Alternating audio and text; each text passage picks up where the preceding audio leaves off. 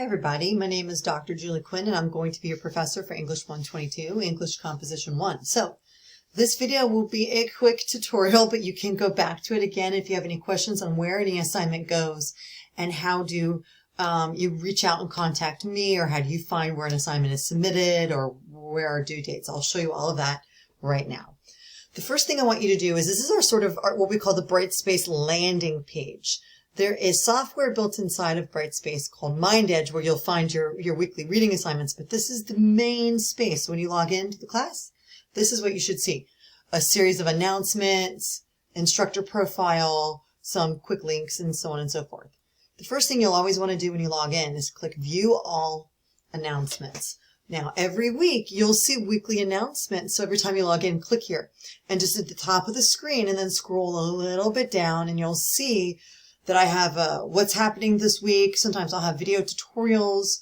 I'll do Q&A sessions with all of my notes, my teacher notes in the announcements. This is how I engage with each student in the general sense, as if I was in front of the classroom, through videos and through, text overviews and things like that. So announcements should be your first stop.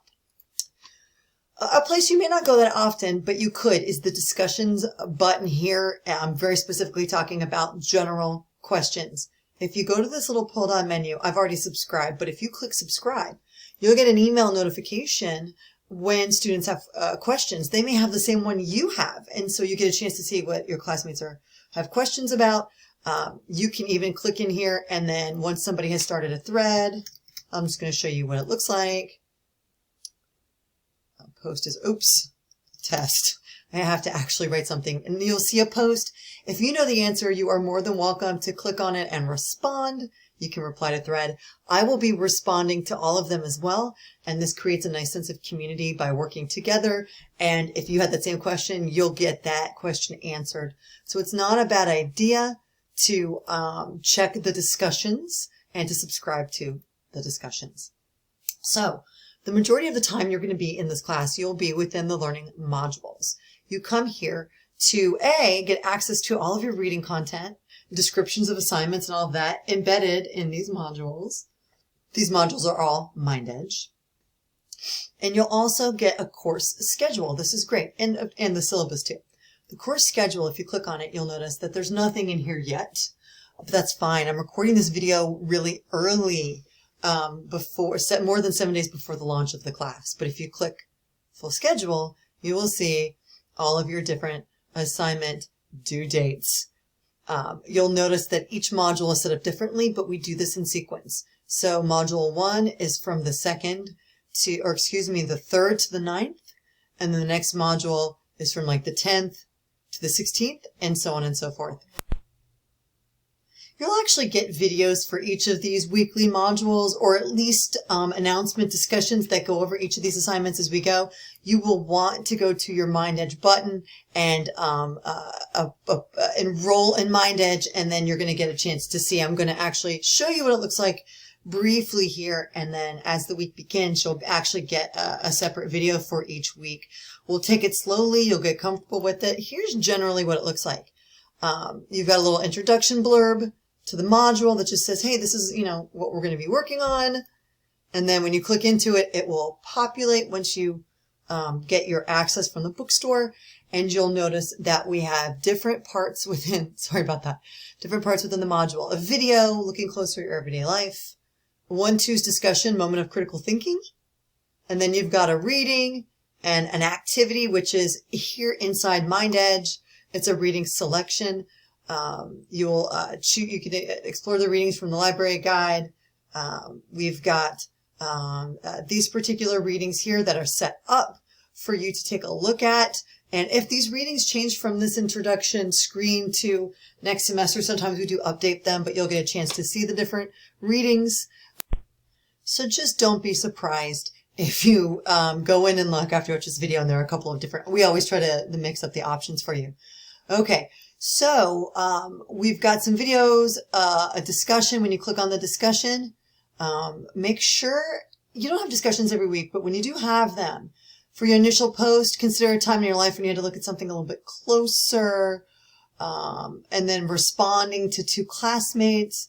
the idea behind your response is to engage in dialogue and discussion about moments of critical thinking.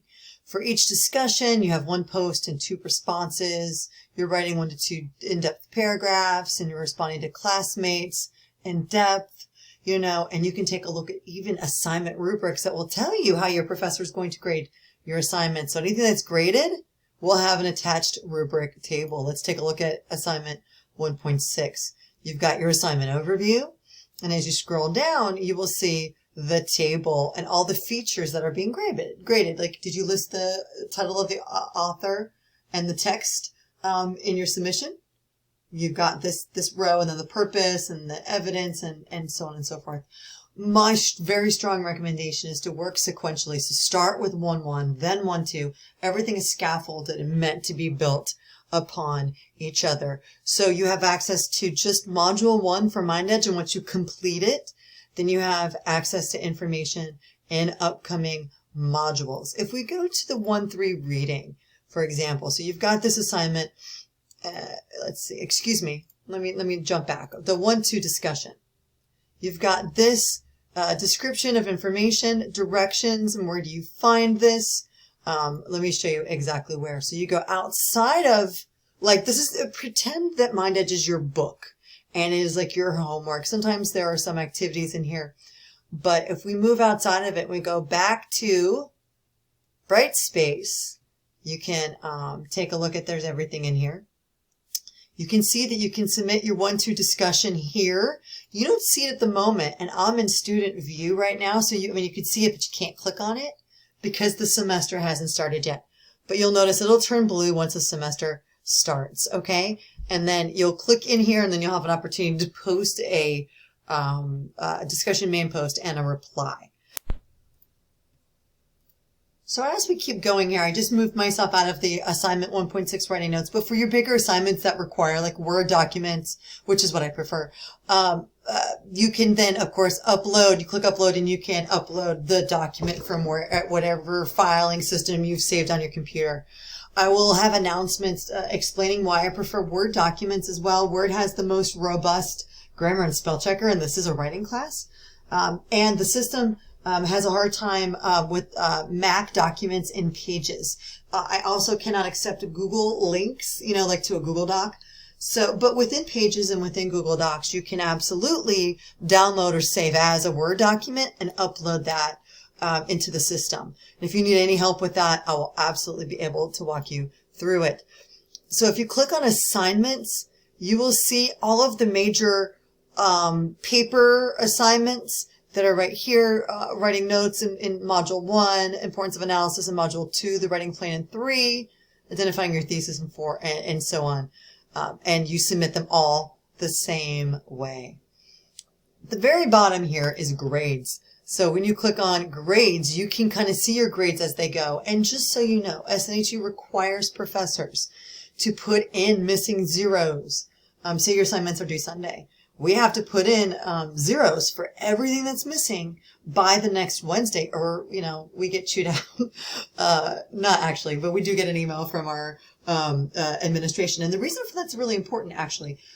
What you want to do is we want to make sure that students know their active grade every day or as they go. And putting in the zeros is a reminder to students something is missing. Note that with any discussion, you cannot... you'll notice we have a discussion week 1, we have a discussion week 6, and we have a discussion week 8. So we do have 3 embedded. It's not every week, but it's 3 of the 8 weeks. So think about it this way. Discussions have to be done in real time, and they cannot be accepted late, because then you're not pacing yourself in a way that keeps everybody having the conversations in real time. But assignments between weeks 1 and 7 can be submitted up to 7 days late with a 10% penalty. I will probably send out an announcement linking you to SNHU's late assignments policy. Outside of that, if you have an emergency, always reach out to me, set up time to chat, and we can certainly talk about what your options would be in the case of a real emergency. So those are the main course menu buttons. Under Tools, you'll see the calendar again. You'll see a place where you can do course evaluations and a list of classmates. My SNHU takes you to that link, which it doesn't do much for me anymore, but online student services will take you to technology support, academic support like the bookstore, the library, online accessibility center, and then student support like advising, financial services. You've got a quick link access under online student services. Shapiro Library, you click here. And we're not going to be using the library that much. I think you'll link to the library to find your readings for the term. The reality is in English 122, we're doing critical analysis or deep reading. And so the point of this class is to read a text really deeply and analyze it, and to show the steps of that analysis. And in English 123 and beyond, you start your outside research. So you won't be required to do any actual outside research, still about deep reading in this class, but we'll get there. Finally, help. IT service desk, student tutorial videos. And then if you also need help, you can come up here and you can send an email, and you just click email, and you should be able to send it to me. My email is listed on the course menu page, or excuse me, even in the announcements, right? If you go into the announcements, you'll see my email is in the main announcement.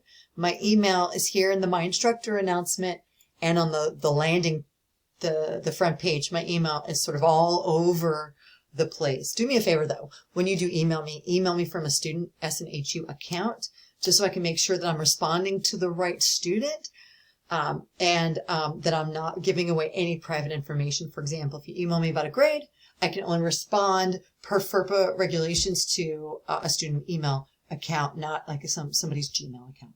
Okay.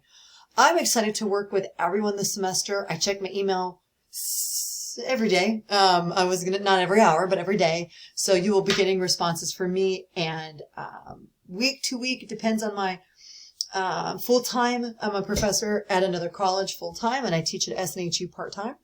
My schedule does change every couple of semesters, depending on like the days and the evenings, but I will be as flexible as I can to do office hours conferences and to work with you and to get you as much support and cheerleading as you need. I think you're going to have a great experience in this class, and I can't wait to work with you. Reach out if you have any questions.